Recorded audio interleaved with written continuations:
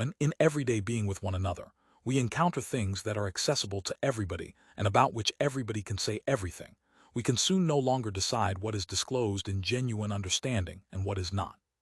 This ambiguity extends not only to the world, but likewise to being with one another as such, even to the being of Dasein toward itself. Everything looks as if it were genuinely understood, grasped, and spoken, whereas basically it is not, or it does not look that way, yet basically is.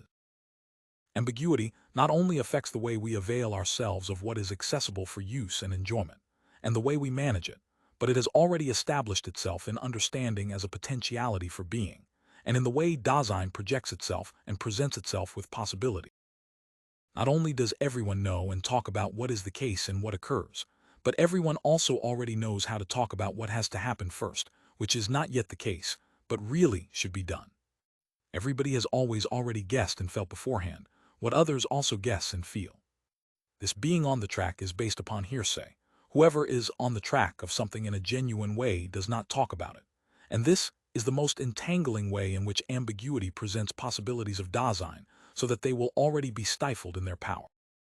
Even supposing that what they guessed and felt should one day be actually translated into deeds, ambiguity has already seen to it that the interest for what has been realized will immediately die away. This interest persists only, after all, in a kind of curiosity and idle talk, only as long as there is the possibility of a non-committal just guessing with Somya. When one is on the track, and as long as one is on it, being in on it, with someone precludes one's allegiance when what was guessed at is carried out. For then Dasein is actually forced back upon itself. Idle talk and curiosity lose their power, and they do take their revenge.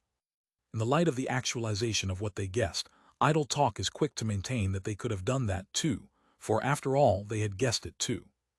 In the end, idle talk is indignant that what it guessed and constantly demanded now actually happened. After all, the opportunity to keep guessing is thus snatched away from it. Since, however, the time span when Dasein becomes involved in the reticence of carrying something out, and even of genuinely getting stranded, is different from that of idle talk, which lives at a quicker pace, so that viewed publicly it is essentially slower, idle talk will have long since gone on to something else which is currently even newer. That which had been surmised earlier, and has now been carried out, has come too late with regard to what is the very newest. In their ambiguity, curiosity and idle talk make sure that what is done in a genuine and new way is outdated as soon as it emerges before the public. Only then can it become free in its positive possibilities, when the idle talk covering it over has become ineffectual and the common interest has died out. The ambiguity of the way things have been interpreted publicly passes off talking about things ahead of time and curious guessing as what is really happening, and it stamps carrying things out and taking action as something subsequent and of no importance. The understanding of Dasein in the they thus constantly goes astray in its projects with regard to the genuine possibilities of being. Dasein is always ambiguously there, that is, in the public disclosedness of being with one another, where the loudest idle talk and the most inventive curiosity keep the business going, where everything happens in an everyday way and basically nothing happens at all. Ambiguity is always tossing to curiosity what it seeks, and it gives to idle talk the illusion of having everything decided. This kind of being of the disclosedness of being in the world, however, also dominates being with one another as such.